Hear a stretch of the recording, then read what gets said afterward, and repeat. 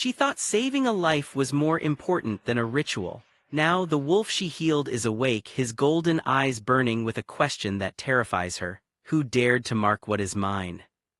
The rain over the Silverwood-packed territory was not a gentle weeping from the sky, but a furious, drowning onslaught. It needled through the canopy of ancient oaks with a sound like shattering glass, turning the sacred paths to the ceremonial grounds into rivers of sucking, treacherous mud. It was the worst possible weather for the most important night of the year, yet nothing could delay the moon's decree. The mating ceremony would proceed. For Taylor, the storm was a mirror of the chaos within her.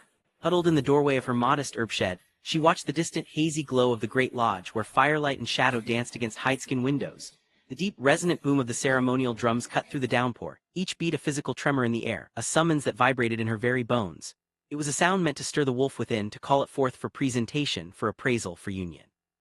Her stomach twisted into a cold, hard knot. Her simple dress of undyed linen, the best she owned, felt like a sackcloth against her skin. She had no silks, no clan jewelry, no intricate braids woven by doting mothers. She had only the faint, clean scent of lavender and chamomile that clung to her from her work, a scent most dominant wolves considered weak, the aroma of a servant, not a mate. "You will attend, Taylor." Her aunt's voice, sharp as a silver blade, had sliced through her that morning. Marna was a woman whose own mate had died young, leaving her status precarious, and she viewed Taylor's continued solitude as a personal failing and a social liability. "You are 23. This is your last season of true consideration. Smile, keep your eyes down, pray that some decent low-ranking beta with poor eyesight or a weak nose finds your presence tolerable. This is not about fairy tales. It is about survival." Survival, the word had a different shape in Taylor's heart. It wasn't about climbing a lattice of snarls and submissions. It was about the fragile breath in a sick child's lungs, the steadying of a tremor in an elder's hand, the light returning to pain-glazed eyes. It was about the work of her hands, the knowledge in her mind, the herbs, the poultices, the careful stitches. The pack's official healer, a haughty man named Corvin who served only the alpha's inner circle, called it women's gossip and weed mixing. But the pack's forgotten ones, the elderly, the poor, the wounded border guards, they came to her. They called her Keeper of Sighs.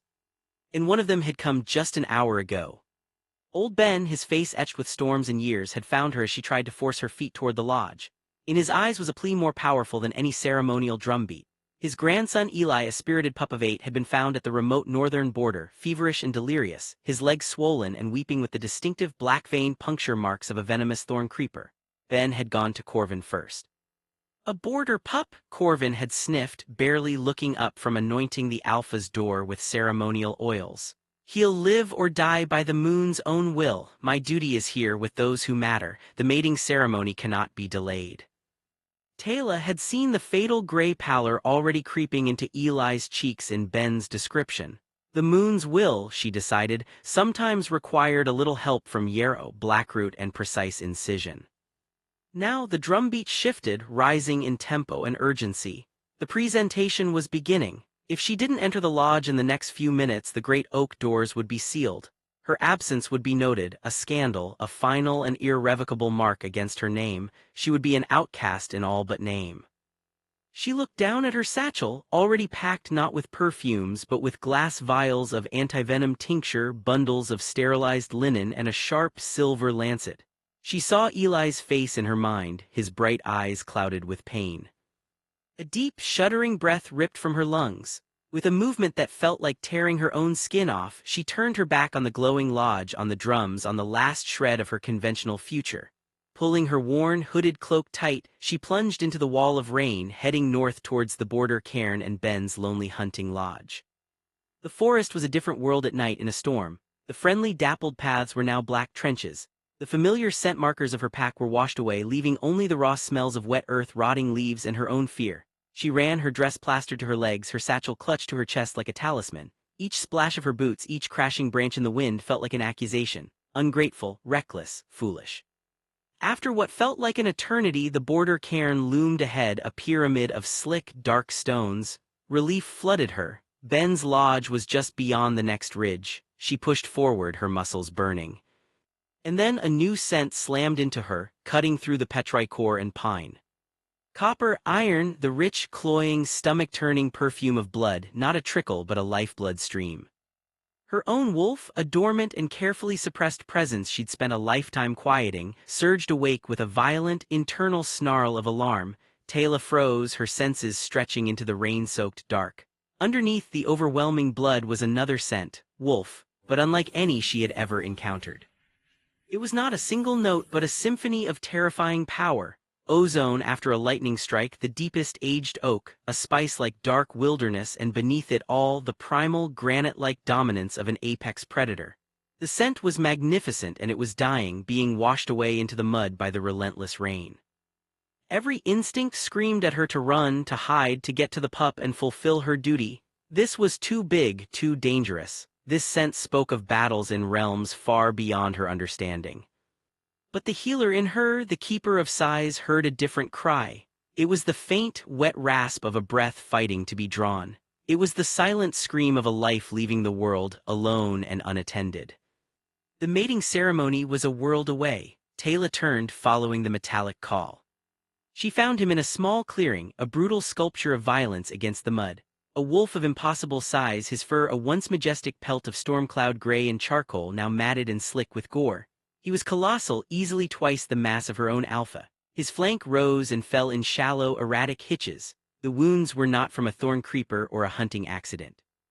These were the work of hatred and savage strength. 4 parallel slashes deep enough to show the glint of rib, a puncture at the shoulder that leaked a darker, ominous fluid, and his left hind leg bent at a sickening, unnatural angle. This was an execution that had, miraculously, not yet been finished. "Moon above," Teyla whispered, her professional detachment the only thing holding her terror at bay. She dropped to her knees beside the fallen titan, the cold mud seeping through her dress. Her ceremony, her future, her pack, all of it vanished from her mind. There was only the anatomy of the catastrophe before her and the tools in her bag. "Easy," she murmured, her voice a soft counterpoint to the roaring storm. "Easy now, I'm here." Her hands, steady despite the tremble in her soul, went to work. She packed the deepest gash with a poultice of yarrow and cobweb linen, applying pressure that made the great beast shudder. She cleaned another wound with a precious vial of distilled witch hazel, her fingers probing gently for shards of bone. She whispered to him as she worked, nonsensical, calming words, as if he were a frightened pup and not a creature who could likely snap her spine with a twitch. "You're a fighter, I can tell, too stubborn to leave just yet. That's good, stay, just stay." She didn't know how long she worked, time measured only in the slowing of the blood flow and the gradual, slight strengthening of his ragged breaths. She used her last strip of clean linen to bind the worst of the wounds, her hands moving in a practiced, efficient dance of salvage. Exhausted, she sat back on her heels, the rain washing streaks of blood and mud from her arms. She had done all she could. Now it was up to him and the moon. It was then, as she wiped her brow, that her eyes caught a detail previously hidden by blood and matted fur. Just below his jaw, where the powerful line of his throat met his chest, the skin was not torn. There, etched into the skin itself, was a mark, a symbol. Her breath caught in her throat, ice flooding her veins. It was a crest she had only ever seen carved into the great stone at the Alpha's lodge, a design spoken of in hushed, reverent tones. A mountain peak speared by twin crescent moons, encircled by a wreath of obsidian thorns. The mark of the Obsidian Peak Pack. The royal crest. The sign of the Alpha King. Teyla's blood turned to frost in her veins. The dying stranger in the mud was not a rogue, not a lone warrior. He was Kalen, the Shadowed King, the ruler of all 7 territories. The wolf whose mating ceremony, a grand political event of continent-wide importance, was rumored to be next season.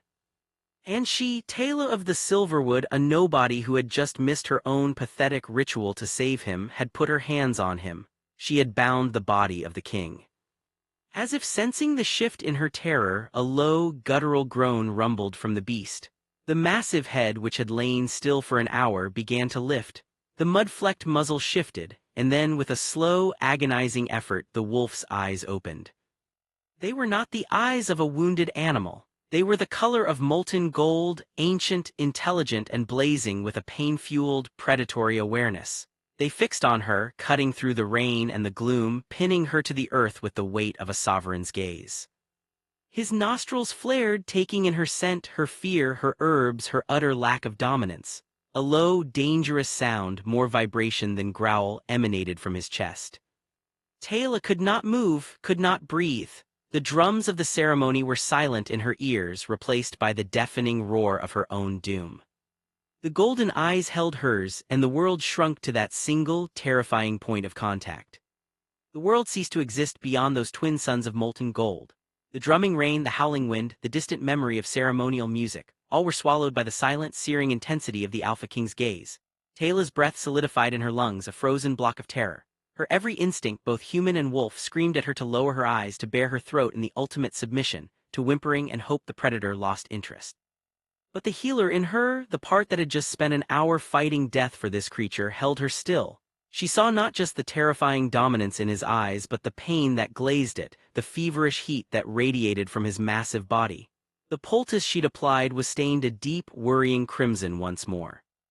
A low, bone-deep rumble started in his chest, vibrating through the mud beneath her knees. It wasn't a growl, not yet. It was the sound of a mountain waking, of tectonic plates shifting in displeasure. His muzzle wrinkled slightly, nostrils flaring wide as he drew in her scent with deliberate, painful slowness. Lavender, chamomile, the sharp, clean tang of witch hazel, the coppery stain of his own blood, and underneath it all, the soft, untainted, utterly vulnerable scent of a she-wolf who had never been claimed, never been marked, and who smelled of moonlight and quiet woods instead of pack and power. His head lifted another inch, a Herculean effort that made the muscles in his neck cord and tremble.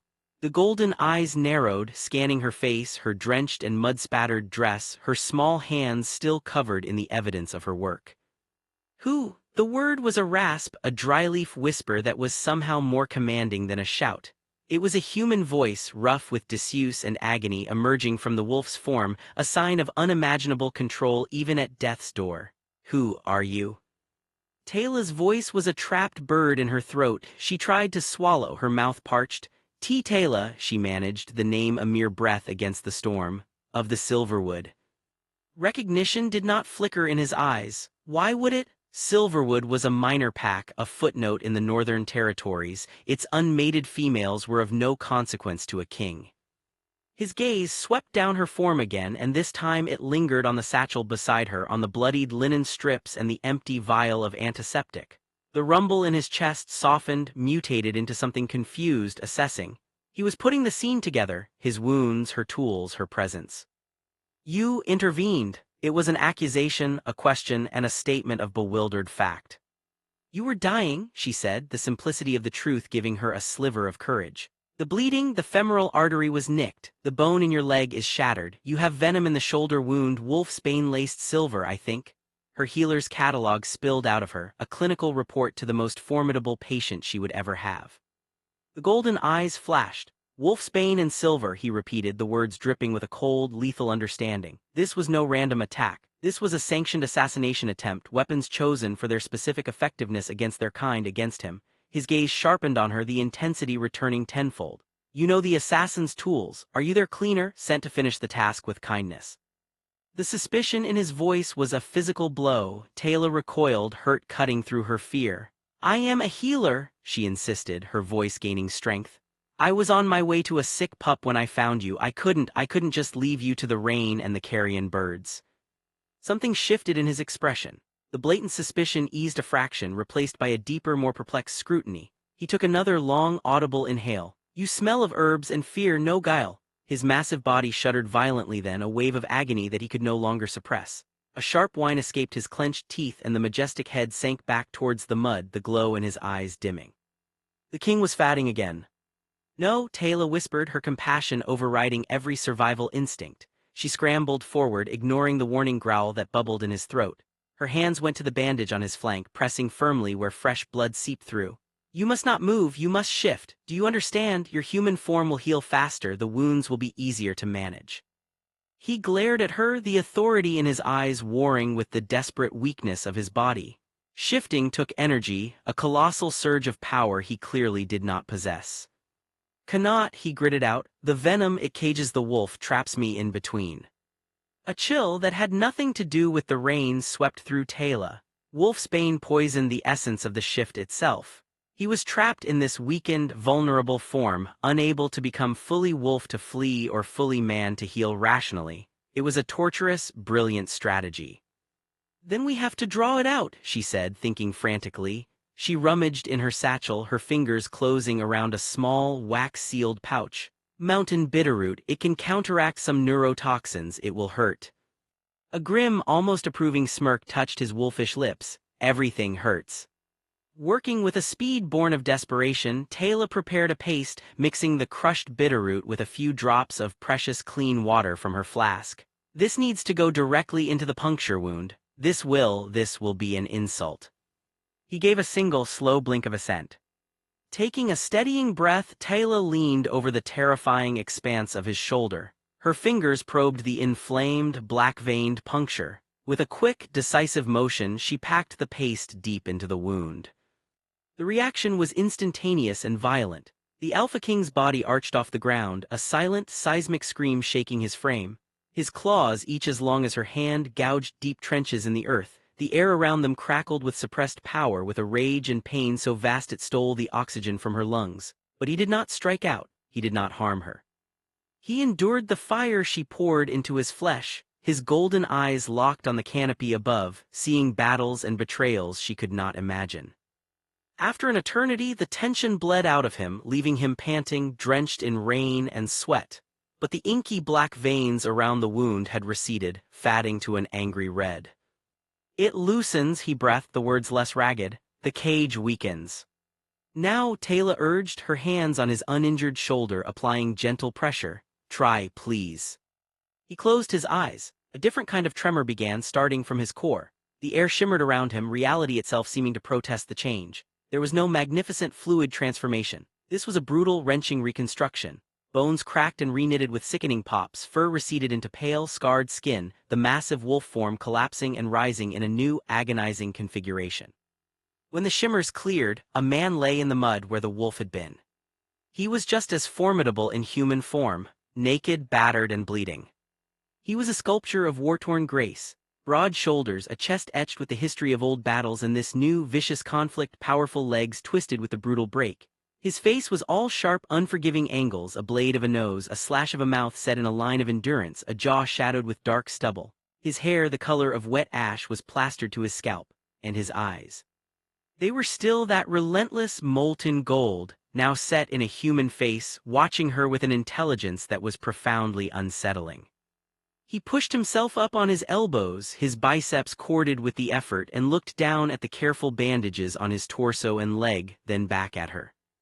Taylor of the Silverwood, he said, and her name in his voice was a command, a possession, and a puzzle. You missed your pack, mating ceremony. The statement was so absurd, so jarringly specific amidst the life-and-death drama that she could only stare. How could he possibly know that? He saw her confusion. A faint, cynical twist touched his lips. The drums stopped an hour ago. The scent of unmated she-wolves is particular, and yours is untouched by any other. You are here, not there, ergo you missed it. The casual, devastating observation felt like a verdict. He had, with a single sniff and a logical deduction, summarized the total ruin of her social standing. Before she could formulate any response, shame, defiance, anything, his head snapped up, his body going preternaturally still. Every trace of weakness vanished, replaced by the lethal focus of a hunter. The Alpha was listening. They're coming, he said, his voice a low, dangerous thunder. The ones who did this, they've tracked the blood. Fear, fresh and sharp, stabbed through Taylor. She heard it now too, the distant, careful crunch of boots on wet leaves, the faint snap of a branch not from the storm. They were moving with purpose from the east. 2, maybe 3 of them. Kaelin's eyes locked onto hers. The command in them was absolute, leaving no room for hesitation. You have 2 choices, healer. Run now, and perhaps they will only kill you for the scent of me on your skin, or stay. He paused, his gaze boring into her soul. And help me kill them first. In the mud, with the rain hammering down and death approaching from the trees, Taylor realized her mating ceremony had not been missed. It had simply arrived in a form more terrifying and raw than she had ever dreamed. The wounded king before her was not offering a bouquet or a vow. He was offering a blood-soaked pact, and the golden eyes watching her demanded an answer. The choice was no choice at all. Running meant leaving him to die, and every cell in her body that had fought to save him rebelled against the idea. Running also meant a swift death in the woods, hunted by professionals who had nearly killed a king. The scent of him was on her, in her pores, under her nails, a brand of association that would mark her for slaughter. The decision crystallized in a heartbeat reflected in the stiffening of her spine. She did not run. Instead, her hands dove back into her satchel, not for a weapon but for a small clay jar of dark, waxy salve. "What are you doing?" Kaelin's voice was a blade of impatience and pain. "Making you harder to smell," she whispered, her fingers scooping out a glob of the pungent concoction, a blend of pine tar, crushed wormwood and skunk cabbage. It reeked of decay and forest rot. Without permission, she began smearing it thickly over his bandages, over the edges of his wounds, masking the fresh blood scent. She then daubed it on his neck, his wrists, the major pulse points. He recoiled, his nose wrinkling in disgust. "You dare. Do you want to live, or do you want to pridefully reek of kingly blood for them to find?" she hissed, the stress sharpening her tone beyond propriety. A shock of silence met her words, then a low, incredulous sound that was almost a laugh. "Proceed." She worked quickly, then applied a smaller amount to her own throat and wrists, gagging at the foul odor. It would confuse the trail, buy them moments.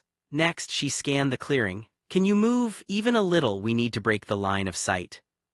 Kaelin's jaw was a hard line of agony. With a grunt that was pure torment, he began to drag himself backward, using his elbows and his one good leg, towards the denser undergrowth beneath a fallen giant of an oak. The mud was his ally, swallowing the evidence of his movement. Teyla followed, sweeping a branch behind them to obscure the worst of the drag marks, her heart hammering against her ribs like a trapped bird. They nestled in the cramped, dank space beneath the rotting log. Rain dripped through the moss above. They were close, so close she could feel the fierce, feverish heat radiating from his skin, could hear the ragged, controlled rhythm of his breathing. His golden eyes were narrowed slits fixed on the clearing through a veil of roots and rain. The footsteps were clear now, two sets, cautious, deliberate. Two figures emerged from the treeline. They were not in wolf form, they were hunters, not beasts. Dressed in dark, nondescript leathers that shed water, their faces obscured by hoods and tactical smears of mud. They moved with a lethal, synchronized efficiency, eyes scanning the ground, noses lifted. One was broad and powerful, the other lean and wiry. Both carried silver-coated blades, and the lean one had a compact crossbow slung across his back, its bolts likely tipped with the same wolfsbane silver cocktail that poisoned the king. "The trail ends here," the broad one growled, his voice a gravelly rasp. He knelt, touching the churned mud where Kaelin had lain. Blood loss should have finished him, shift would have been impossible with the venom. The lean one, the tracker, paced the edge of the clearing, his head twitching like a bird's. "There's a second scent, faint, under the blood and the rot," he sniffed deeply, frowning. "Female, healer's herbs and pack, weak pack." Teyla's blood ran cold. Kaelin's body tensed beside her, a coil of barely restrained violence. The broad assassin stood, kicking at Teyla's discarded, bloodied linen strip. He had help, a local, stupid. "Not stupid, problematic," the tracker corrected, his eyes now scanning the treeline methodically. "A witness, and the king is gone. He didn't crawl far in that state, she's with him." The broad one drew his blade, the silver glinting dully in the gloom. "Then we find them and carve the witness's testimony from her flesh before we finish the job. Split up. The female's scent is the key. Find her, you find the king."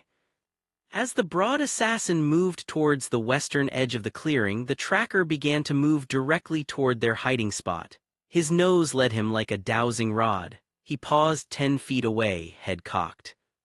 Kaelin's hand, enormous and streaked with mud and blood, closed silently around a rock the size of a grapefruit. Every tendon in his arm stood out like cable. Teyla saw the calculation in his eyes. The throw would alert the other, but it might crush the tracker's skull. Just as the tracker took another step, a sudden, sharp howl of pain and alarm echoed from the direction of the northern border, from the direction of Ben's lodge. It was a pup's cry, cut short but filled with unmistakable distress. "Eli!" The sound pierced Teyla's heart, her breath hitched, a tiny, involuntary gasp. The tracker froze, his attention snapping toward the new sound. The broad assassin stopped. What was that? "Prey," the tracker said, dismissively at first, but then his nostrils flared again. "The female scent, it strengthens toward the north. She came from that way. Perhaps she was heading there before she found him." A cruel smile was audible in his voice. "Perhaps there's a nest there, leverage." "Go check," the broad one ordered. "I'll continue the sweep here. If the king is hiding, he's close, weak, we have time." The tracker nodded and melted into the trees, heading north with swift, silent grace. A silent, devastating understanding passed between Tayla and Kaelin. The assassins were going to Ben's lodge, to Eli, to old Ben, because of her scent, because she had tried to save a life. She had led death to their doorstep. The horror on her face must have been plain. Kaelin's golden eyes held hers. There was no comfort there, only a harsh, shared reality. "Your people?" he mouthed silently. She gave the faintest nod, tears of rage and terror mixing with the rain on her cheeks. The remaining assassin, the broad one, was methodically working his way in a grid pattern, getting closer with each pass. He was now only 20 feet from their log, his blade held low and ready. Kaelin's lips moved against her ear, his breath a hot, silent command, "Distract him." Her eyes widened. How? She was no warrior. "You are a healer, heal," he breathed, the words cryptic and urgent. Then his gaze flicked to a cluster of fiddlehead ferns near a patch of slick, exposed clay. Understanding, fragile and terrifying, dawned. He needed a moment, a single moment of diverted attention. The assassin was 15 feet away now, his boots sinking into the mud. Tayla's mind raced through her herbal knowledge, not of healing but of defense. Her hand crept to her satchel, finding a specific, needle-like seed pod she harvested for relieving muscle spasms, Hellion's thorn. Crushed, its powder was a potent, fast-acting irritant. She mouthed a prayer to the moon. Then, with a courage she didn't know she possessed, she took the rock from Kaelin's limp-looking hand, aimed for the cluster of ferns behind the assassin, and threw. The rock landed with a soft thud and a rustle. The assassin whirled, blade rising, his back to their hiding place for one crucial second. Kaelin moved. It was not the powerful fluid motion of a healthy alpha. It was a thing of brutal, agonizing will, a serpent strike from the mud. He erupted from under the log, not standing but launching his body across the slippery ground like a living battering ram. His good leg propelled him, his hands outstretched not as claws but as weapons of precise human force. The assassin heard the movement too late. He started to turn, but Kaelin was already upon him. One hand locked onto the wrist, holding the silver blade with a grip that cracked bone. The other drove the rock Tayla had just held with all the remaining strength of a king into the side of the man's knee. The sound was a sickening crunch pop. The assassin screamed, buckling. The silver blade fell into the mud. Kaelin, his own face a mask of white-knuckled agony, rolled with the falling man, using his weight to pin him. His hands found the man's throat. It was not a quick death. It was a terrible, intimate struggle in the mud. The assassin, trained and strong, fought viciously, his good knee driving into Kaelin's shattered leg. The king snarled, a purely animal sound of pain, but his grip did not loosen. His golden eyes were merciless, focused. This was the raw, unfiltered essence of his title, not ceremony, not politics, but the absolute will to survive and exterminate threats. Tayla watched, paralyzed, from the hiding spot. She saw the life fade from the assassin's eyes, saw the final, wet gurgle as Kaelin gave one last, brutal twist. Silence rushed back in, broken only by the rain and Kaelin's shuddering, pained gasps as he collapsed off the corpse. He lay on his back in the mud, staring at the weeping sky, his chest heaving. The bandages were soaked through with fresh blood. The entire encounter had taken less than 30 seconds. Tayla scrambled out, her healer's instinct propelling her to his side. "Your leg, the breaks have been compounded." "The other," he gasped, pushing her hands away, trying to rise. "The tracker, your pup." The reminder was a lance of ice. The tracker was on his way to Ben's lodge. He would find Eli sick in bed, Ben defenseless. Kaelin managed to sit up, his gaze sweeping the clearing. It landed on the fallen assassin's crossbow. "Bring it." Shaking, Tayla retrieved the weapon. It was cold, heavier than she expected, a tool of pure murder. Kaelin took it, his hands trembling slightly from strain as he checked the mechanism. A bolt was already loaded. He then picked up the fallen silver blade, handing it to her hilt first. "Can you use this to cut roots, to defend your life?" She stared at the hated silver, the metal that burned their kind. I can cut things." A grim, approving nod. "Good, now listen, he is a tracker. He follows scent and sign. We cannot outrun him, we must outthink him, you know this land." "Better than any outsider," she said, a spark of defiant pride breaking through her fear. "Lead us to that lodge by the fastest path that is not a path, where the wind is loudest, where the water runs." She understood. Disrupt the scent trail. She pointed east, away from the main trail. There's a gully, a runoff stream from the hills, it's full from the rain, it leads to a ridge above the lodge, it's treacherous. Lead. Getting him upright was a new kind of ordeal. He leaned on her, his immense weight almost crushing, his arm around her shoulders.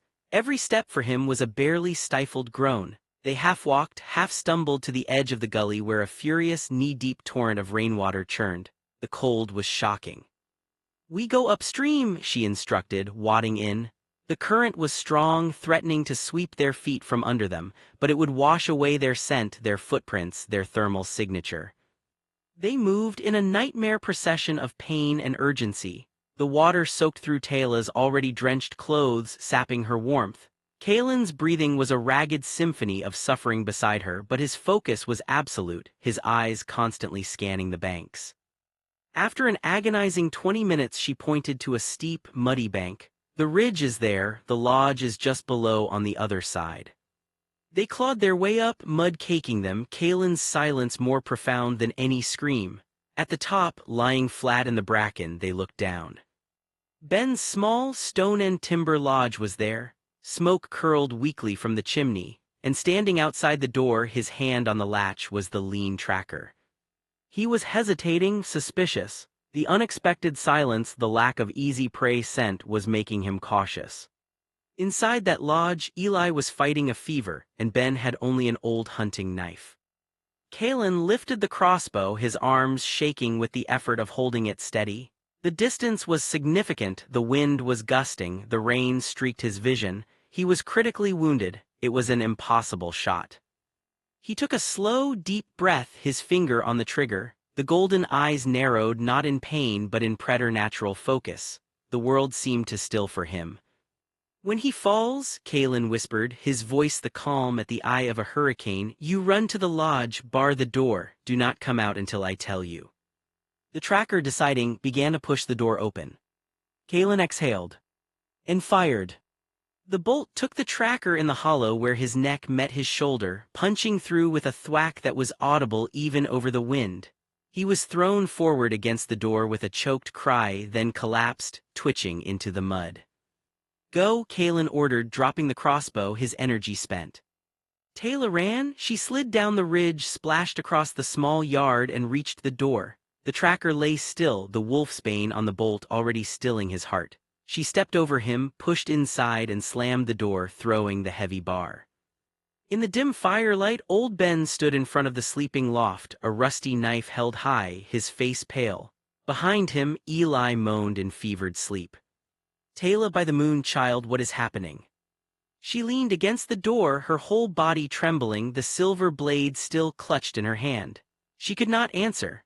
Her eyes were fixed on the barred door, listening for the sound of a king dragging himself through the mud, or for new, more terrible footsteps approaching.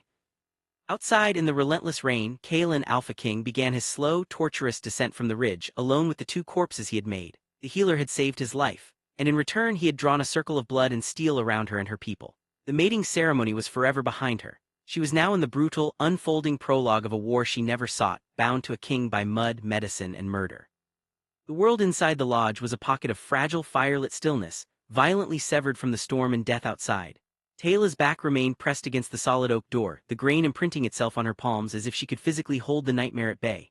Her breaths came in sharp, shallow gasps that fogged the cold air. The silver blade felt alien and poisonous in her hand. She let it clatter to the flagstone floor, the sound making old Ben flinch. "Child," Ben rasped, his knuckles white around his hunting knife. His eyes, pale and clouded with age but sharp with fear, darted from her to the barred door. "The howl we heard, then a shout, and that thud. By the stones, Tayla, what have you brought to my door?" "What have I brought?" The question echoed, the self-recrimination screaming in her mind. She had brought the bloody attention of kings and killers to a sickbed. She forced her voice to work, though it cracked. "Eli, how is Eli?" "Sleeping, the fever broke a little thanks to your antivenom still working in him. Now answer me." "There's a wounded wolf outside," she said, the truth a feeble, inadequate thing. "A stranger, he was attacked, I helped him, the ones who attacked him they followed, they're dealt with for now." "Dealt with?" Ben's eyes widened. Taking in her appearance, the mud, the blood, not all of it hers, the wildness in her eyes. He saw past the humble healer to the woman who had just witnessed and participated in a primal struggle for survival. You're in the deep currents now, girl, far over your head. That scent on the air before you came in, that was alpha power, not ours, something old and furious. Before she could respond, a new sound came at the door. Not a knock, but a slow, heavy drag followed by the solid weight of a body sliding down the timber to rest against it. A low, pained exhale was audible even through the wood. Kaelin. Tayla's healer's instinct overrode her terror. She turned and lifted the bar, cracking the door open just enough to peer out. He was slumped against the doorframe, his head lolled back, skin ghastly pale beneath the grime and stubble. The bandages were a ruin of red and brown. His eyes were slits of burnished gold, hazy with pain and blood loss, but they focused on her with relentless intent. "Barricade secure," he slurred, the words thick. "You need to get inside," she whispered, her voice urgent. "Trackers may have reported before engaging. Location may be compromised. This dwelling is a target." Every word was a struggle, but the strategic mind was still working, cutting through the agony. "All the more reason not to be lying on the doorstep," she insisted. She looked over her shoulder at Ben, whose face was a conflict of deep-seated pack caution and raw humanity. "Ben, please help me." With a grunt of misgiving, the old hunter shoved his knife into his belt and came forward. Together, they hauled the massive, limp form of the Alpha King over the threshold. He was a dead weight, his consciousness flickering. They dragged him to the hearth rug, away from the windows. The effort left both Tayla and Ben panting. "Build the fire up, Ben. We need light, heat, and boiling water," Tayla commanded, slipping into her healer's role like armor. The familiarity of the task steadied her. She grabbed her satchel, which had miraculously stayed with her, and knelt beside Kaelin.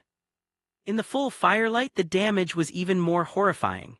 The wolfsbane-laced silver poison was a creeping sickness, visible as dark, spidering veins under his skin radiating from the shoulder wound. The broken leg was a grotesque, swollen mess. The claw wounds on his torso wept sluggishly. Ben stoked the fire, hanging a kettle. He watched, silent and grim, as Tayla began cutting away the ruined bandages with her herb knife. "That's no mere wolf," he stated quietly, "and those are no mere wounds. That's killing work, royal work." Tayla didn't deny it. She couldn't. She cleansed the wounds again, this time with hot water infused with antiseptic herbs. Kaelin remained mostly unconscious, but a low growl rumbled in his chest at each touch, a purely animal response to pain. "The poison is the priority," she muttered, more to herself than to Ben. "The silver shards are deep and the wolfsbane is in his blood. It's suppressing his healing, his shift, everything." She rummaged for her last resort, a small, lead-lined pouch containing a few precious flakes of moonstone dust, harvested during a lunar eclipse and exorbitantly expensive. It was a powerful, risky purgative for metallic and mystical toxins. "Ben, I need the strongest liquor you have." The old man fetched a clay jug of homemade blackberry brandy, potent enough to sterilize a wound on its own. Tayla mixed a pinch of moonstone dust into a cup of it.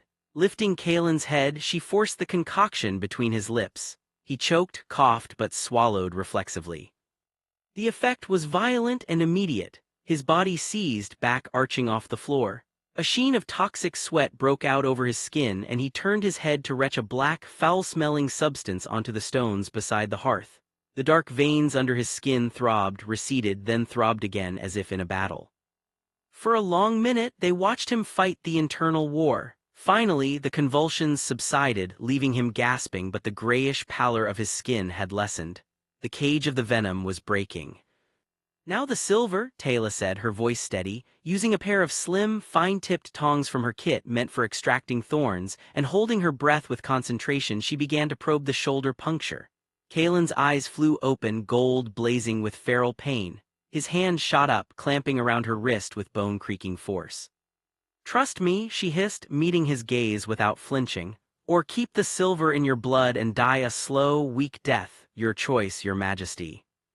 The title hung in the air. Ben sucked in a sharp breath. Kaelin's eyes searched hers, seeing not a subject, not a pawn, but the stubborn, capable healer who had already saved him twice. His grip loosened, fell away. He gave a single, curt nod, then turned his head, biting down on a leather strap Ben quickly offered. The extraction was meticulous, torturous. Tayla worked with a jeweler's precision, removing 3 tiny, wicked shards of silver that glinted evilly in the firelight. Each one came out with a fresh welling of blood that now ran red, not black-tinged. When it was done, she packed the wound with a clean poultice of honey and yarrow and bound it tightly. She then turned to the shattered leg, splinting it with strips of wood from Ben's kindling pile and bandages from her dwindling supply. Silence descended, broken only by the crackle of the fire and Kalen's deepening, more regular breaths as he finally succumbed to true, healing unconsciousness. Exhaustion hit Taylor like a physical blow. She sat back on her heels, her hands trembling, covered in blood and herbs. Ben handed her a cup of water. "An Alpha King," he said, his voice hushed with awe and dread. "Here in my lodge, wounded by assassins. Taylor, the politics of this is a forest fire that will consume everything in its path. Our pack, our Alpha, they cannot know, or they will be forced to choose sides in a war we cannot win." She knew he was right. Her Alpha Boren was a pragmatist, concerned with border disputes and hunting quotas, not the lethal games of the continental throne. If Boren found a wounded king in his territory, he would either hand him over to the conspirators to avoid conflict or try to use him as a pawn, which would be just as fatal. There was no protection there. "We have to get him out of Silverwood territory," Taylor said, the plan forming even as she spoke it. "When he can move, he has to get back to his own people." "And how will you do that?" Ben asked. "He's a beacon of power even like this, and the ones who did this are still out there, missing 2 of their hunters. They will send more, they will scour these woods." A new voice, weak but razor-clear, cut through the air. "They already are." Taylor jumped. Kalen was awake, his eyes open, watching the flames. He looked marginally better, the terrible grayness gone, though pain was etched into every line of his face. "You heard?" she asked. "I heard." He shifted slightly, a grimace twisting his features. "Your old hunter is correct. My presence is a death sentence for this place, and you are correct. I must return to Obsidian Peak." He fixed his golden gaze on her. "But I cannot travel like this, not for the distance required. I need a few days, to heal the bone enough to bear weight, to let my wolf return." "A few days is a luxury we don't have," Ben stated flatly. Kalen's lips thinned. "Then we must create it." He looked at Taylor. "You have proven resourceful, you masked my scent, you have knowledge of these lands. I need you to create a diversion, a story, a trail for them to follow that leads away from here." "What kind of diversion?" Taylor asked, her mind already racing through possibilities. "The assassins found your scent intertwined with mine. They will be looking for a healer and a wounded king, so we give them a different healer and a different wounded wolf." His eyes flicked to the sleeping loft. "The pup, his sickness, the fever, the inflammation. To a tracker's nose, especially from a distance, it could mimic the scent of infection from a poison wound. And you are known as the pack healer for the lowborn." A cold understanding settled in Taylor's stomach. "You want me to make it seem like I was out here all along treating Eli, that the scents they caught were just a coincidence, that the wounded wolf they were tracking was never here." "Exactly. You will take the pup publicly to the pack's main healing den tomorrow. You will make a show of it. Concerned healer, sick child. The story will be that you were here all night fighting the fever. You never saw a king, you never heard a fight." "And the bodies?" Ben asked, his voice grim. Kalen's gaze was flinty. "They must disappear. The weapons, everything. The rain will help, but it is not enough. They must be gone." It was a brutal, ruthless plan. It meant lying to her entire pack. It meant using Eli's genuine illness as a shield. It meant disposing of corpses. Taylor felt the last vestiges of her simple life crumbling to ash. "And after the diversion," she whispered. Kalen's eyes held hers, the command in them absolute. "After, you will return here, and you will help me get home, Taylor of the Silverwood. You are in this now, up to your neck. Your only path to safety is through my survival and my return to power." It wasn't a request, it was a sentence. He was binding her to his fate not with gratitude but with cold, hard necessity. She had saved his life and in doing so had made herself an asset and a target. Ben let out a long, weary sigh, looking from the wounded king to the resolute healer. "I'll get the shovel," he said, his voice heavy with the weight of the night's crimes and commitments. "And we'll need to craft a story for Eli too, one a bright pup will believe."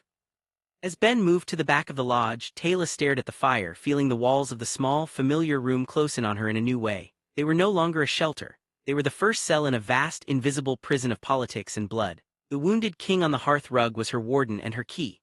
Outside, the storm lessened to a drizzle, but a deeper, more dangerous tempest had only just begun. The rain softened to a prudent weep as they worked, the sound masking the grim symphony of their labor. Ben, with the grim efficiency of an old soldier who had seen worse, took charge of the bodies. Taylor helped as much as she could, her stomach churning but her hands steady. They wrapped the assassins in their own oilskin cloaks, stripped them of anything identifiable, and hauled them deep into a narrow, forgotten ravine half a mile from the lodge. Ben chose a spot where a recent slide of mud and rock had already scarred the earth. They buried the men under a fresh cascade of earth and stone, a natural grave that would resist all but the most determined search. The weapons, the silver blade, the crossbow, went into the deepest part of the churning creek, weighted down with rocks. It was dirty, brutal work, and it left a stain on Taylor's soul that no herb could cleanse. When they returned to the lodge as the first gray light bled into the sky, she felt decades older. Inside, Kalen was awake and propped against the hearthstone. He had dragged himself there using the strength of his arms and now sat monitoring the door, his golden eyes missing nothing. He watched them enter, saw the fresh mud caking their boots and the hollow look in Taylor's eyes. He gave a single, slow nod of acknowledgement. No thanks, it was a transaction completed. "The pup stirs," he said, his voice still rough but clearer, the poison's grip relinquished. Taylor immediately climbed to the loft. Eli was awake, his eyes too bright with lingering fever but lucid. "Auntie Taylor," he mumbled, "I had bad dreams, wolves fighting in the storm." Her heart clenched. "Just dreams, little sprout," she said, forcing a smile as she felt his forehead. The fever was down, the swelling in his leg reduced, the worst was over. "But you gave us a real scare. I need to take you back to the main village so Corvin can look at you, make sure the venom is all gone." The lie tasted like ash. Eli made a face. "I don't like Corvin, he smells like old leaves and mean thoughts." "I know, but it's the rule." She helped him dress, wrapping him in a warm blanket. As she carried him down the narrow ladder, she felt Kalen's gaze upon them. It was assessing, calculating the viability of his plan.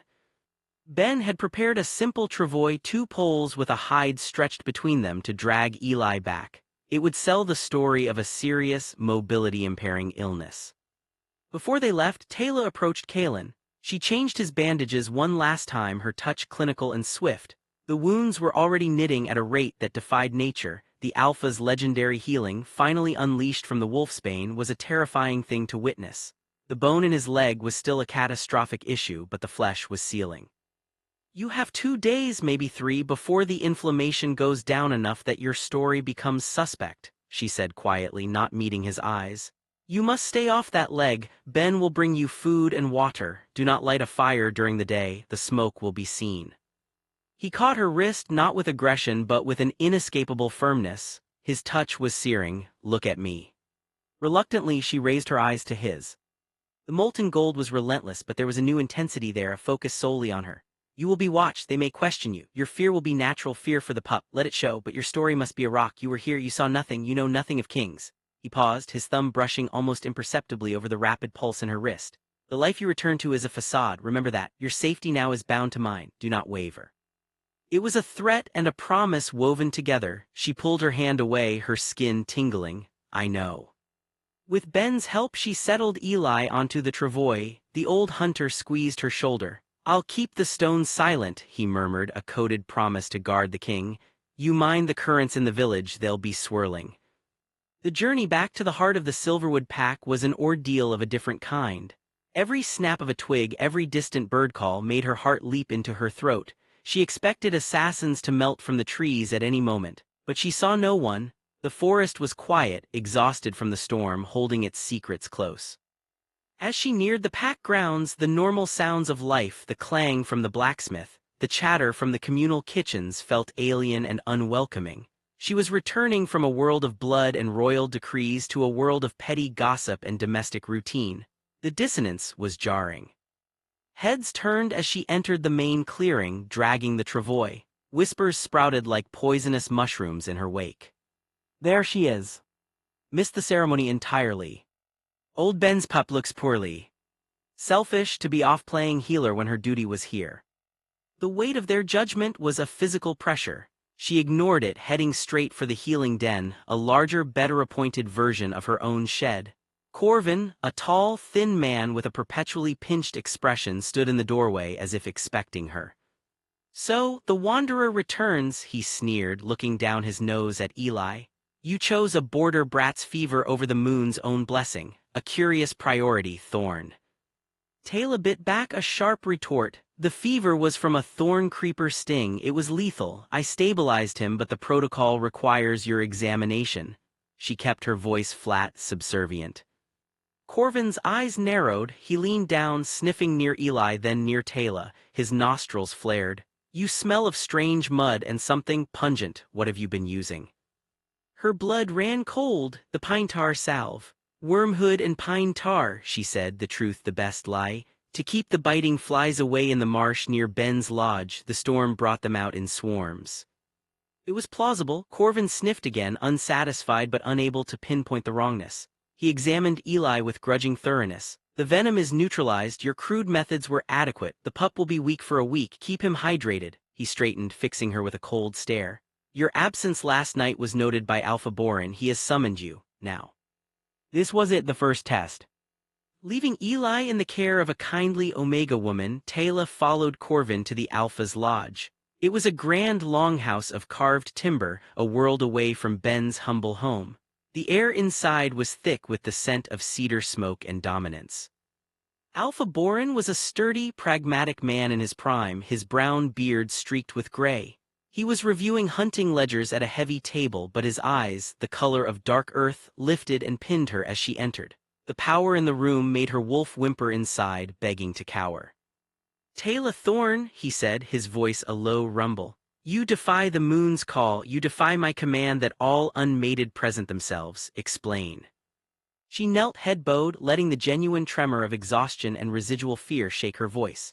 My Alpha, I beg your forgiveness. I received word that Eli, son of your border guard Ben, was dying from a thorn creeper sting. Corvin was engaged with ceremonial preparations. I believed the life of a pack pup was a sacred trust. I left immediately. The storm was too severe to return in time. She poured every ounce of her real anxiety, for Eli, for Ben, for the wounded king in the woods, into her performance. Borin was silent for a long moment. A pup's life is indeed sacred, he conceded, though his tone held no warmth. But so is the unity of the pack. The ceremony strengthens our bonds, ensures our future. Your skills, however modest, do not place you above our traditions. He leaned forward. There is another scent on you, girl, faint, metallic, stressed. Her breath hitched, the blood, the silver, the king. The pup, he vomited blood from the venom, she stammered, another thread of truth woven in. And I used my silver lancet to lance the wound. It was a messy night, my Alpha. He studied her, his dominant presence pressing down, probing for a crack in her story. Taylor thought of Kaelin's warning, of the ruthless gold of his eyes. She imagined them now, a shield against Borin's scrutiny. She did not break. Finally, Borin leaned back. Your dedication to the lowborn is noted. As is your disregard for protocol. You are hereby fined a month's resource allotment, and you are confined to the main village for 1 week. You will assist Corvin in the healing den under his supervision. Your independent forays are over. Do you understand? It was a lighter punishment than she feared, a fine and confinement. He believed her. Relief, sour and thin, washed through her. Yes, Alpha, thank you. Dismissed. She fled the lodge, the weight of his gaze lingering between her shoulder blades. The facade was holding, but the confinement was a disaster. It meant she couldn't return to Ben's lodge, couldn't check on Kaelin, couldn't help him leave. For the next 2 days she lived in a state of suspended agony. She worked under Corvin's disdainful eye, grinding herbs, cleaning bedpans, all while her mind was in the lonely lodge in the northern woods. Every hour felt like a betrayal. Was Kaelin's leg healing? Had the assassins found the burial site? Was Ben safe? On the evening of the second day, as she was fetching water from the communal well, a familiar, grizzled figure approached. Ben, her heart leaped to her throat. He shouldn't be here. He gave no obvious sign of recognition, simply waiting his turn at the well. As he drew his bucket, he spoke under his breath, his voice barely a murmur. The stone is stable. The moss grows quickly, but the tree has deep roots and grows impatient. It seeks to test its weight, tonight at the northern cairn. The coded message was clear. Kaelin was healing faster than anticipated. He was going to try to move tonight. He wanted her at the border cairn. I'm confined, she whispered back, panic rising. I can't leave, they'll notice. Ben's eyes, hard and ancient, met hers. A tree that falls in the forest makes no sound if no one is there to hear it. Corvin drinks himself to sleep after the moon peaks. Your door has a loose latch. He hoisted his bucket. The tree will wait until the moon is at its zenith, no longer. He walked away, leaving her with a choice more dangerous than the first. Disobeying a direct order from her alpha was a flogging offense. Abandoning the confined village would make her an outcast if caught. But the image of Kaelin, alone and trying to navigate treacherous territory on a shattered leg with assassins potentially still lurking, was unbearable. He was a king, but in that moment he was her patient, and he was her only path through the nightmare she was in. That night Taylor lay on her pallet in her small room attached to the healing den, listening. She heard Corvin's heavy footsteps retreat to his quarters, heard the clink of a bottle, then silence. The moon climbed, painting silver stripes across her floor. Her heart was a frantic drum. This was madness, yet the pull was inexorable. She thought of his hand on her wrist, the burning intensity of his gaze. Your safety now is bound to mine. Moving with a thief's silence, she slipped from her bed. The latch on her door did indeed lift with a careful, soundless jiggle. Dressed in dark clothes, a fresh healer's kit strapped to her body, she became a shadow among shadows, slipping past the sleeping sentries at the village edge, melting into the forest she knew better than anyone. She ran, her breath a ghost in the cool night air. The northern cairn was a 40-minute sprint. She arrived just as the moon touched its highest point, a silver coin in a velvet sky. And he was there.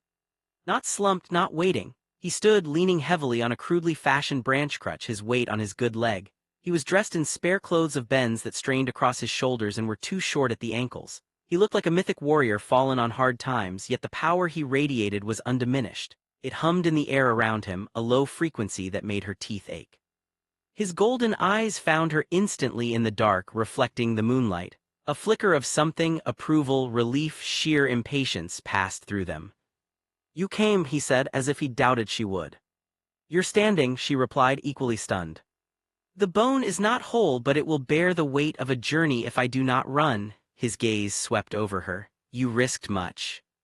"You gave me little choice," she said, but the bitterness was gone, replaced by a strange, shared resolve. "What is the plan? How do you get home?" "There is a place, a neutral waypoint 3 days' walk from here, used by royal messengers. It is warded and guarded by my kind. If I can reach it, I can summon an escort." 3 days in your condition." "You will be my crutch," he said, as if stating a simple fact. "And my camouflage, a healer and her wounded cousin traveling to seek a better poultice-maker to the south. The story will hold for the Edge territories." He had it all figured out. He'd been planning this while she'd been grinding herbs for Corvin. "My alpha has confined me. If I'm gone for 3 days, they will know. They will come looking." Kaelin's expression was merciless. "Then by the time they look, we will be gone, and you, Taylor of the Silverwood, will not be returning to your confinement. You will be returning with me."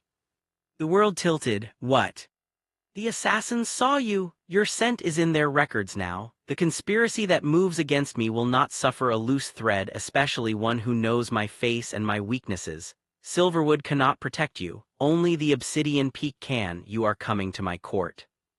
It was not an invitation to a palace. It was a conscription to a gilded battlefield. The last tether to her old life snapped. She looked back south towards the sleeping village, towards the simple, difficult life she knew. Then she looked at the king, standing in the moonlight, a monument to peril and power. There was no path back that didn't lead to a silver blade in the dark. A deep, steadying breath filled her lungs. She walked forward, stopping before him. She adjusted the strap of her satchel, then moved to his side, sliding her shoulder under his arm, taking a portion of his immense weight. He was solid heat and coiled strength beside her. "Then we'd better start walking," she said, her voice quiet but firm in the vast night. "Your Majesty." A faint, genuine smile touched his lips, there and gone in an instant. Together, leaning on each other, the healer and the king, they turned north, away from the Silverwood, and stepped into the deeper, darker wild. The forest beyond the Silverwood border was a different kind of dark. It was not the familiar, sheltering gloom of home, but a vast, watchful emptiness, a sea of ancient trees that held no allegiance to her pack's scent markers. Every rustle was a potential threat, every shadow a possible assassin. Taylor's senses, stretched to their human limit, ached for the wolf she had always suppressed. Now she understood its purpose, to navigate this primordial fear. Kaelin moved beside her, a study in controlled agony. His crutch, a stout branch of ironwood, sank deep into the soft loam with each step. The majority of his weight leaned on her, a constant demanding pressure that made her shoulders burn and her legs tremble. He did not speak except to issue terse directions, a nod toward a star pattern, a hissed warning about unstable ground. His entire being was focused on movement, endurance, and scanning the periphery for death. They traveled through the deep night, using the moon's path as their guide. Tayla's healer's mind ran a constant inventory of his condition, the too rapid rhythm of his heart against her side, the heat still radiating from his wounds despite the cool air, the faint, metallic tang of old blood and fresh sweat that no amount of pine tar salve could fully mask. He was pushing himself far beyond what was wise. Just before dawn, as the sky lightened to the color of a bruise, he finally signaled a halt beside a fast-moving stream that cut through a rocky defile. "Here, water, 10 minutes." They sank down on the mossy bank. Tayla immediately reached for her water skin and the dwindling supply of clean bandages. "The leg, I need to check it." He gave a curt nod, his face etched with deep lines of fatigue. As she carefully unwrapped the splint, her breath caught. The swelling had reduced remarkably, the flesh knitting with preternatural speed, but the bone beneath was a story of catastrophic damage. It was healing, but it was healing wrong, a violent, rushed process forced by his alpha metabolism and sheer will. It would leave him with a formidable limp if not chronic pain, unless it was rebroken and set properly by a master surgeon. "You're healing fast," she said quietly, "but the alignment is off, it will impair you." He grunted, scooping cold water to his mouth. "Impairment is preferable to death, it can be dealt with later, at the peak." "If we get there," she murmured more to herself. His golden eyes snapped to hers, piercing through the gray dawn. "We will get there, because you are not a liability, healer, you are a resource, and I do not waste resources." It was the closest thing to a compliment she was likely to get. Before she could respond, his head jerked up, his body going preternaturally still. The change was instantaneous and terrifying. The weary patient vanished, replaced by the apex predator. His nostrils flared. Down he breathed, the word a command that brooked no argument. He hooked an arm around her waist and dragged them both backward into the dense thicket of ferns and thorny bramble at the base of the rocks.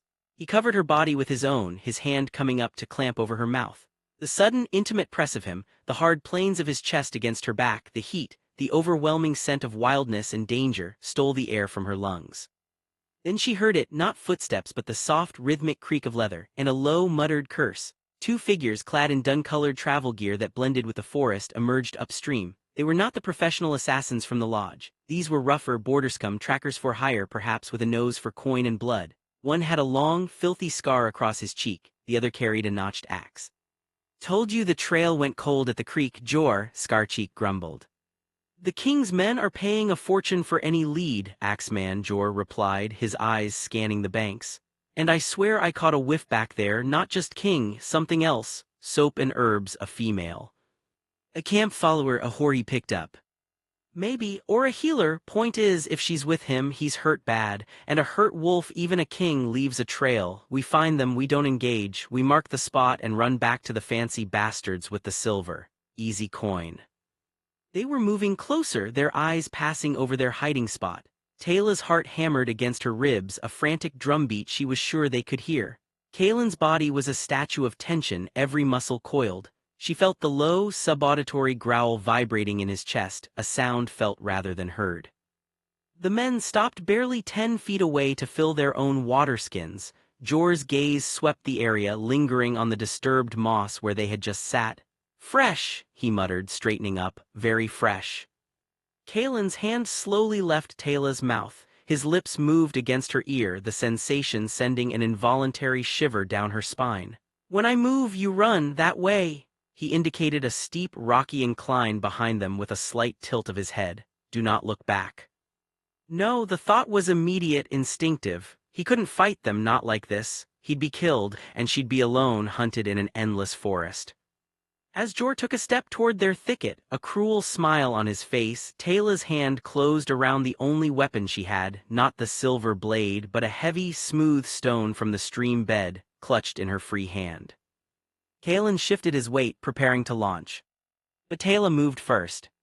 With a strength born of pure desperation, she twisted in his grasp, not to escape but to roll a half-turn, putting herself between the thicket's edge and the approaching man. In the same motion, she hurled the rock with all her might. It didn't hit Jor. It sailed past his head and struck the steep, unstable bank of gravel and clay on the far side of the stream with a loud thwack. The effect was instantaneous. With a dry roar, a section of the bank collapsed, sliding into the creek in a cascade of mud, rock, and uprooted saplings. The sudden noise and movement made both trackers jump back, shouting in alarm, their attention wholly diverted to the minor landslide. Now Kalen's command was a whip crack. He didn't run, he surged. Abandoning the crutch, he used the rock face beside them to push off, launching himself not at the trackers but across the narrow stream in two powerful, loping hops that must have sent lightning bolts of agony up his bad leg. He landed behind the confused men just as they turned from the settling debris. It was not a fight, it was an execution. His hand shot out, seizing Jor's head and with a vicious twist, snapping his neck with a sound like a green branch breaking. Scarcheek had time to widen his eyes and fumble for his dagger before Kalen's other arm hooked around his throat, cutting off his cry. There was a brutal, wrenching squeeze and then the man went limp. It was over in 6 heartbeats. Kalen let the second body drop into the churning, mudded water. He stood, chest heaving, his bad leg buckling for a moment before he locked it straight. He turned his gaze, fierce and blazing, back to Teyla, who was still half-sprawled in the ferns. He didn't thank her, he didn't praise her quick thinking, he simply stared, a new, unsettling light in those golden depths. She had not run, she had created a diversion. She had acted as part of the hunt, not the prey. "You did not run," he stated, his voice a low rumble. "You told me not to look back," she said, her own voice shaky but clear. "You didn't say anything about not throwing rocks." A strange, sharp sound escaped him, almost a laugh but bleaker, more approving. He waded back through the stream, his movements stiff with renewed pain. He retrieved his crutch and then, to her shock, offered her his hand to pull her up. His grip was like iron, warm and utterly engulfing. The diversion was adequate, he conceded, as if awarding her a passing grade. But they were the dregs, the real hunters will not be so easily fooled by a falling hill, and now we have more bodies to explain. He was right, the landslide would draw attention. They had to move and they had to hide the evidence. Working with a grim, shared urgency, they dragged the bodies into the freshly fallen slide, letting the mud and rock consume them. It was a gruesome echo of the work at Ben's lodge. As they finished, the sun broke over the ridge, painting the forest in gold and long, accusing shadows. They were exposed. "We cannot travel by day," Teyla said, her mind racing. "Not with you bleeding fresh pain scent and me smelling of terror." Kalen leaned on his crutch, surveying the terrain. "There," he pointed to a distant, jagged line of cliffs. "Caves, we find one, we rest, we wait for nightfall." The journey to the cliffs was a silent, grueling trial. Kalen's brief burst of violent energy had cost him dearly. His movements were slower, more labored. By the time they found a suitable cave, a narrow, deep fissure hidden behind a curtain of hardy vines, he was leaning on her so heavily she feared they would both collapse. Inside, the air was cool and damp, smelling of stone and old earth. It was a sanctuary, however temporary. Teyla helped him sit against the wall and he finally surrendered to the pain, a harsh gasp escaping his clenched teeth as he stretched his leg out. Without a word, she went to work. She built a tiny, smokeless fire of dry moss and birch bark in the deepest recess, using it to heat water and sterilize her tools. She cleaned his wounds again, applied the last of her honey poultice, and resplinted the leg with more care, trying to gently coax the bone into a better alignment. He endured it in silence, his eyes closed, but the rapid pulse in his jaw betrayed the agony. When she was done, she handed him a strip of dried venison from Ben's supplies and took one for herself. They ate in silence, the small fire casting dancing, monstrous shadows on the walls. "Who are they?" Teyla asked finally, the question she had held since the clearing. "The ones who want you dead." Kalen opened his eyes, the firelight turning them to liquid amber. "The usual contenders, ambitious cousins, disgruntled border lords whose territories I've trimmed, traditionalists who believe a king who spends more time with trade ledgers than leading war parties is weak." He took a slow bite. "The wolfsbane silver is telling, that is alchemy, expensive, rare. And outlawed in all 7 territories. It points to someone with deep resources and deeper hatred, someone within my own court. So you're walking back into a nest of vipers." "I am returning to my throne," he corrected, his tone allowing no contradiction. "The vipers will be identified and their heads will adorn my gates." He looked at her then, his gaze speculative. You asked me once if I thought you were an assassin's cleaner. Now I must ask you, Tale of the Silverwood, could you be a courtier? Could you navigate a world where every smile hides a dagger and every cup might contain poison? The question stunned her. I'm a healer from a minor pack. I have no place in a royal court. You have the place I give you, he said simply. You saved the king's life. That grants you status, however precarious. It also makes you a target. You will need to learn and quickly to tell friend from foe, to school your expressions, to wear your new scent like armor. My new scent. He leaned forward slightly, the intensity in the small space becoming overwhelming. You carry my blood in your satchel, you carry the scent of my pain on your hands, and now you have been seen with me. To the wolves at Obsidian Peak you will smell of me. You will be an anomaly, a puzzle. Some will see a potential ally. Most will see a vulnerability to be exploited or a stray to be removed. The full, horrifying implications settled over her. She wasn't just accompanying him for protection. She was being absorbed into his orbit, his world, with all its deadly politics. Her identity, the Keeper of Sighs, was being erased, replaced by a new, dangerous title, the King's Fragile Healer.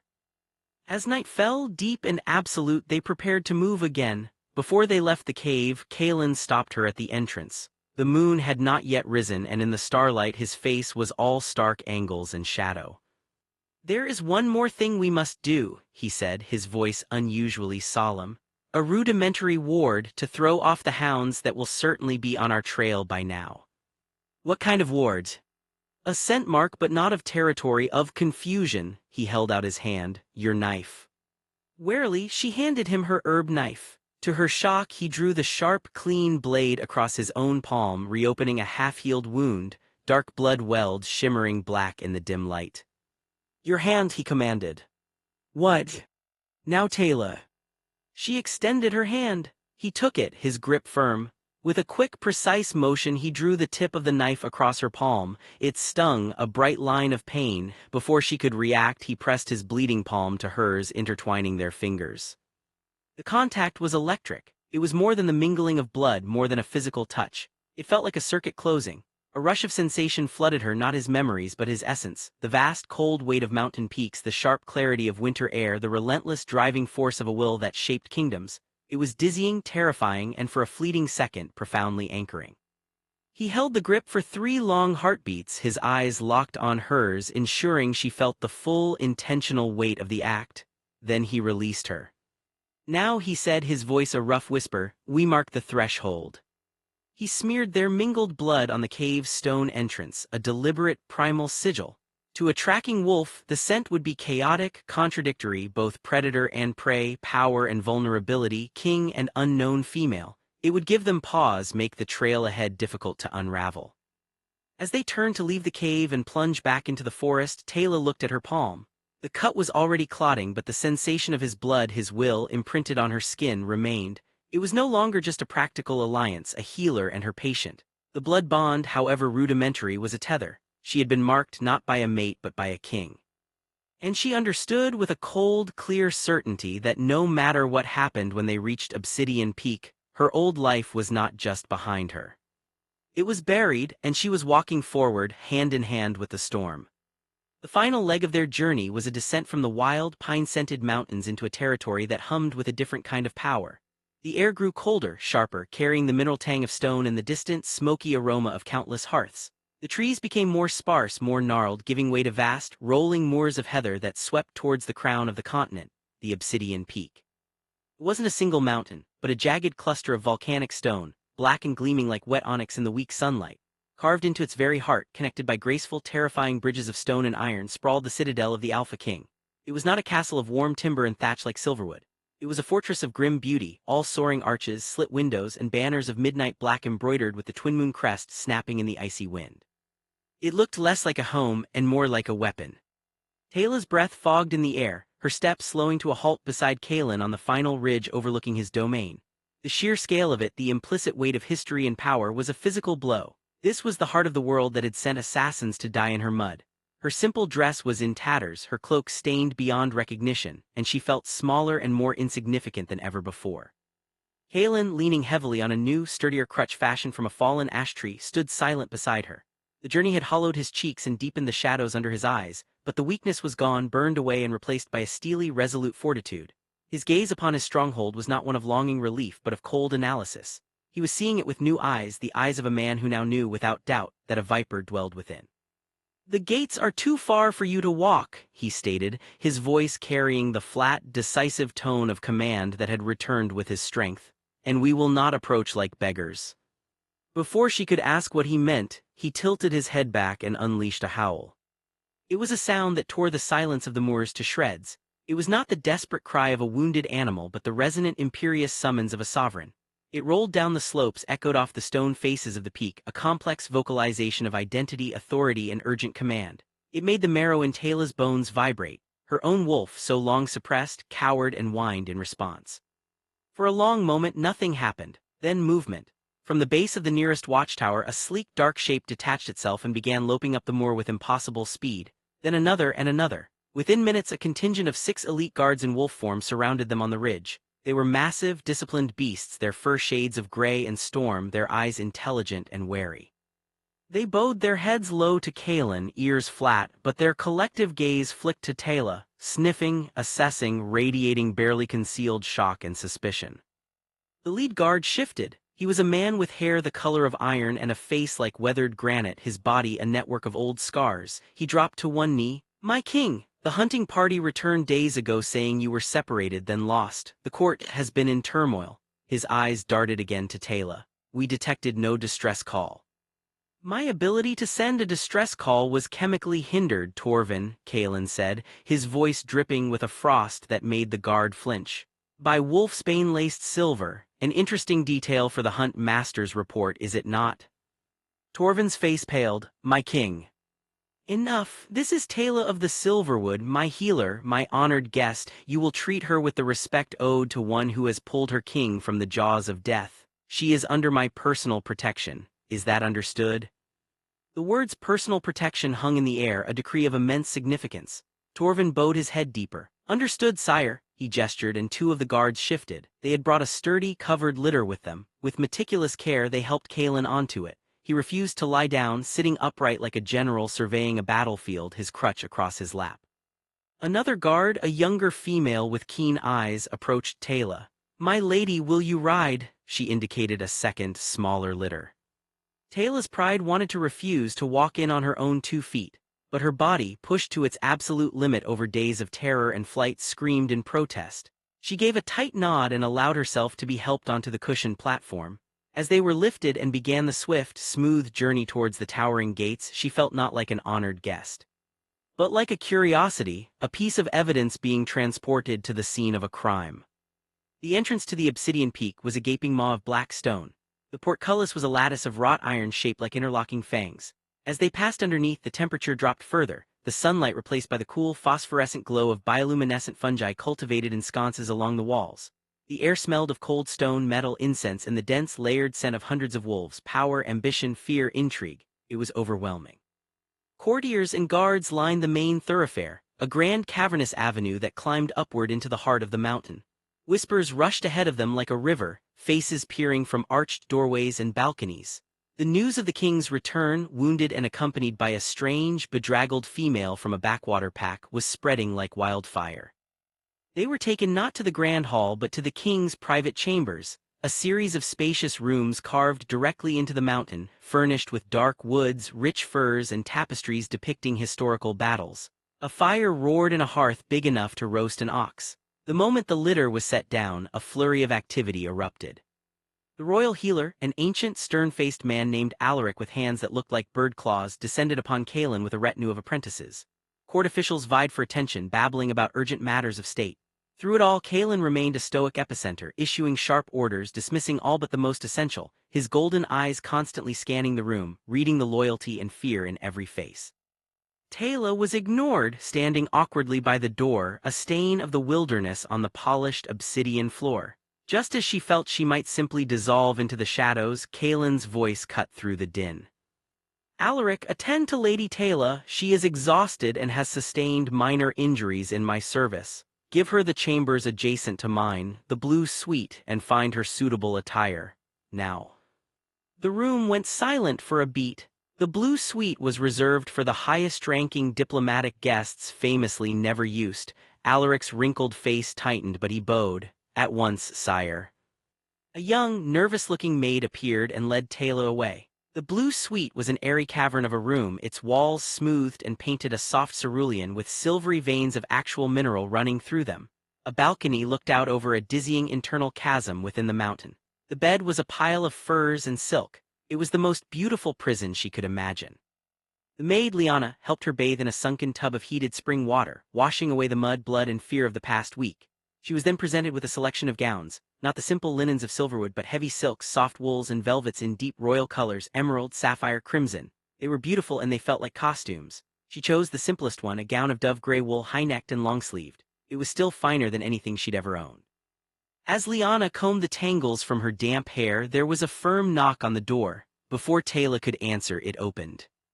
Kaelin stood there, having evidently dismissed his own healers. He had been washed and wore a simple black tunic and trousers, his bad leg braced in a proper, metal-reinforced splint.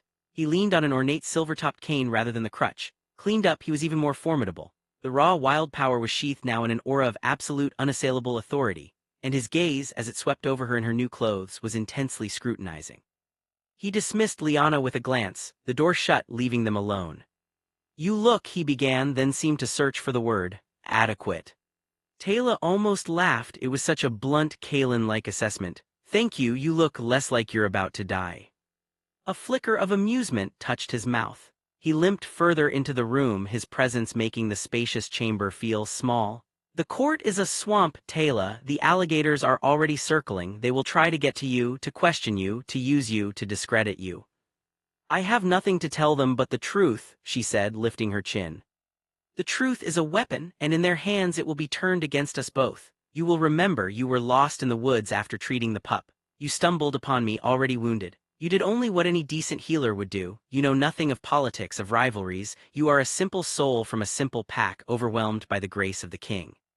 He was crafting her narrative, making her harmless, pathetic, even to blunt the weapons of his enemies. It stung her pride, but she saw the cold wisdom in it. "And what will you be doing?" she asked. His eyes turned to chips of glacial gold. "I will be letting the poisoner believe he has succeeded in making me weak. I will be watching who gets nervous at my return, who overreaches, and tonight at the formal welcome feast the performance begins." The feast was a trial by fire. The great hall of the Obsidian Peak was a cavernous masterpiece of intimidating grandeur. A long, black basalt table ran its length, laden with food that seemed more for display than consumption: whole roasted stags, glazed fowl, mountains of winter fruit. The air thrummed with the music of harps and the low murmur of 100 conversations that died the moment Kaelin entered. He did not limp, he processed, moving with a slow, deliberate pace that spoke of controlled power, not injury. Every eye was on him, and by extension on Taylor, who walked a step behind and to his right as he had instructed. She felt the weight of their stares, curious, hostile, jealous, calculating. The scents in the room were a suffocating cocktail of perfumes, ambition, and raw dominance. Kaelin took his seat at the head of the table, gesturing for Taylor to sit in an empty chair to his immediate right. The gasp that rippled through the hall was audible. That was the seat for a mate or for the highest visiting dignitary. As the feast began, the interrogation commenced, masked as polite conversation. "Silverwood, you say?" drawled a handsome, sharp-faced lord from down the table. His name was Varin, a cousin of some sort. "A lovely if remote territory, and you are their healer. How quaint. We have a royal healer here, of course. Alaric's lineage traces back to the first kings." His smile was a knife. "One wonders what unique skills a backwoods herb witch could have possibly offered our king." Before Taylor could formulate a response that wasn't a snarl, Kaelin's voice, calm and carrying, cut in. "She offered the skill of being present, Varin, when my own hunting party and my own court were conspicuously absent. She offered hands that did not tremble while extracting poison from my flesh. A lesson in loyalty that some in this hall would do well to learn." The temperature in the hall seemed to drop 20 degrees. Varin's smile vanished. Kaelin had publicly and without raising his voice labeled his own hunting party and by implication those who sent it as disloyal. The game was in the open. As the tense meal wore on, a new figure approached the high table. This was Lord Kaelan, the seneschal, an older wolf with a kindly face and gentle eyes who had greeted Kaelin with what seemed like genuine tears of relief. He was beloved by the court, the king's trusted uncle.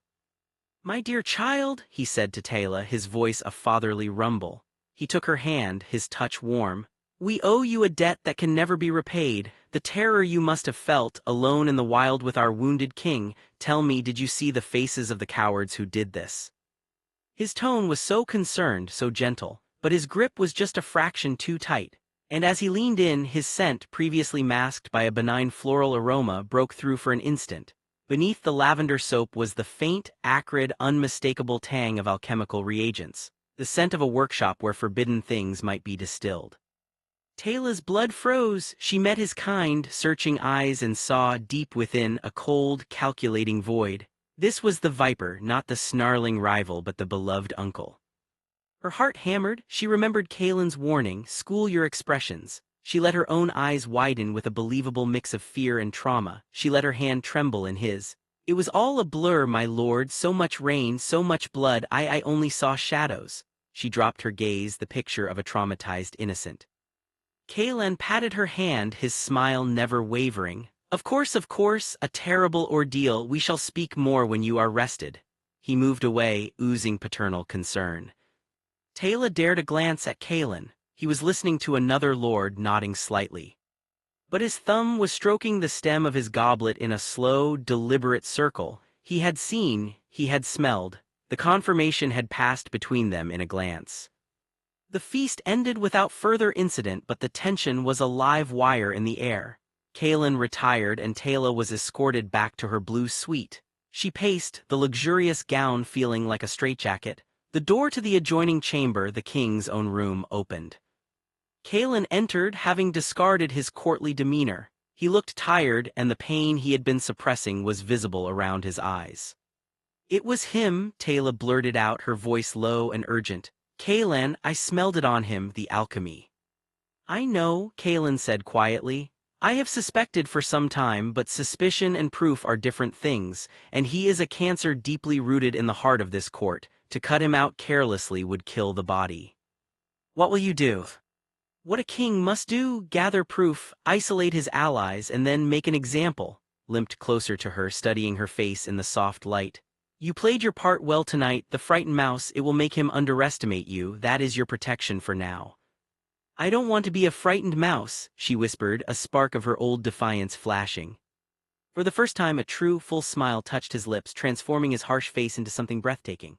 "I know you don't. You are the she-wolf who faced down assassins with a rock, but here the battle is fought with whispers and poison. You must learn this new terrain, Tayla, and you will." He reached out, his fingers brushing a strand of hair from her cheek. The contact was startling, electric. "You are not a prisoner here. You are an ally in a gilded cage. And I do not intend to leave you in it forever." His words were a promise, or perhaps a threat. She wasn't sure.